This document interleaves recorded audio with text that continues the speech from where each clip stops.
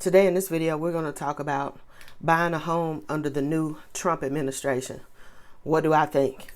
Check it out.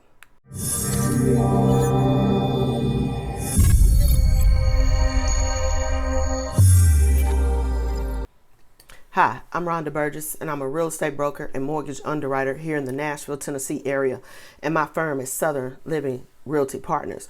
Okay, I've gotten this question quite a bit. Excuse me, over the past couple of days, and I'm just giving you my thoughts. This is just my thoughts. This is from observing, the first Trump administration, and what the market is currently.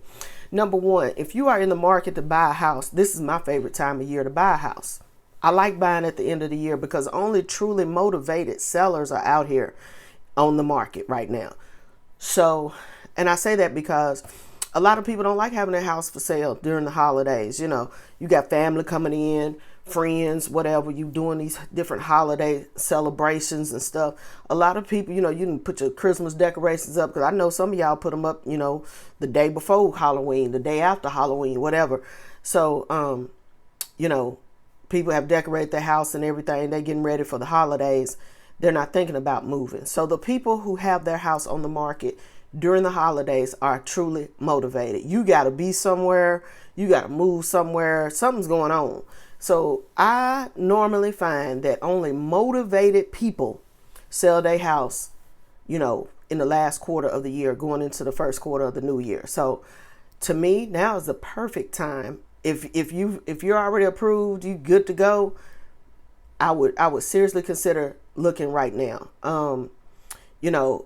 And especially those parts of the country where it's cold, it's raining, it's whatever, people don't want to move then. That's when you can catch some really good deals. So keep your eye out. So I advise, if you are approved, you ready to go, buy something now. Buy something between now and between here and March. Okay, because really not a lot is going to happen right now. The administrations don't change until after Inauguration Day. That's in January. That's like January 20th or something like that, I do believe. So, and then, the new administration's got to get in and all that good stuff. I will tell you this, under the first Trump administration, when I was still at USDA, we didn't even get a new Secretary of Agriculture until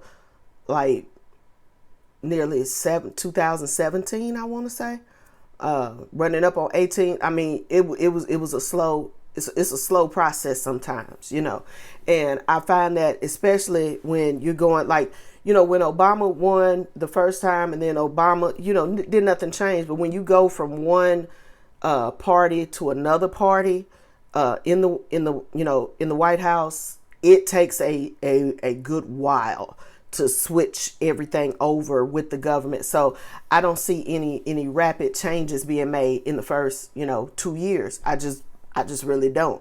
The second thing I would say is, people keep asking me, oh yeah, we going as realtors, we gonna be so busy because the interest rates going back down to 3%, 2%. I don't see it. One thing that when in the first Trump administration, when they took the interest rate that the banks borrow from each other, they took it to zero, and then at some point it was even a negative, below zero, that exchange rate. I don't see us going back to that. I just don't, because if you pay attention to the stock market and different things like that, it's still been booming for quite a while. It's at an all-time high. There's no need to do that because these corporations are making billions of dollars, billions of dollars. So even though the rate is a little bit higher than what they would like right now, I just don't see interest rates going back, as far as your mortgage interest rates. I don't see mortgage interest rates going back down to the 2s and the 3s. I don't see it getting out of the 6s in 25. That's just me. I think you may see, maybe near the end of the year, a little dip. The Fed just met yesterday and said they were going to they're cutting that key interest rate down a quarter. But a lot of times when the Fed moves that rate, it doesn't even affect mortgage rates, or it may affect rates the exact opposite. Last time they did a rate cut, interest rates dropped for a second and then shot back up higher than they were. So I don't see all this big, change in the interest rate coming. I just don't. Maybe that's just me. This is my predictions. I don't see a big change in the interest rate. So I don't see us going back to 2 and 3% interest rates. Even if we did, if the interest rate for mortgages goes down like this, then the prices are going to continue to go up. Because there would be so much demand out here, we would go right back into a seller's market. Let me say that, because we're kind of shifting right now. It's in some places it's even, but in a lot of places it has become a buyer's market, because you have so much inventory just sitting there, right? Because people want to sell for whatever reasons. Maybe they had to go back to work. They can't still work from home. They've got to be back in the office, or, whether something has happened in their neighborhood and they've got to move. You got too much inventory out here. And if the rates went to 2s and 3s, that inventory would double or quadruple, and that would crash the market. There would be way too many houses and not enough buyers out here. It just wouldn't happen. What we have to remember is, even if mortgage interest rate change, has your income changed? Has your income really gone up? And I'm not talking about a one-time stimulus payment or anything like that. That's another thing. Listen, we're not getting stimulus payments this time around. We're not in a pandemic. It's just not going to happen. Okay, that's not going to happen. So again, if the interest rates came down and the prices went up, that would crash the market. I don't see that happening.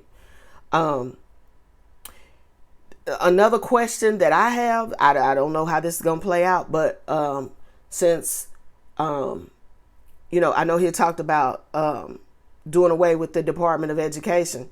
I don't know what that's going to do to student loans. What are we doing? I don't know what's going on with that, because student loans affects a lot of people's affordability and their ability to buy, period. So I don't know what's happening with that either.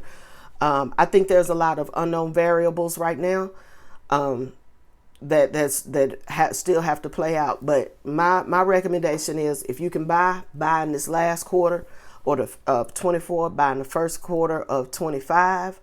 Don't expect interest rates to drop like that. I just don't see it happening. And let me say one other thing. If these tariffs and everything that he's talking about are put into place, I think we may see hyperinflation, because other prices are going to become higher, because somebody's got to pay for those tariffs. That's just how tariffs work. If you're not familiar with how tariffs work, look it up. But I think we could get into a hyperinflation. It could actually go the opposite way than what everybody is anticipating. Those are just my thoughts. Again, get your credit right, get your money up, get your side hustle up, get your business going, do something because you're going to need more money, period. I don't care which way this thing goes, but you're going to need more money to be able to do the things that you want to do, in the coming years, whether that's buy a house or move around, whatever it is that you want to do, you're going to need some more money. So, and get your money up. And like I said, buy if you can in this last quarter.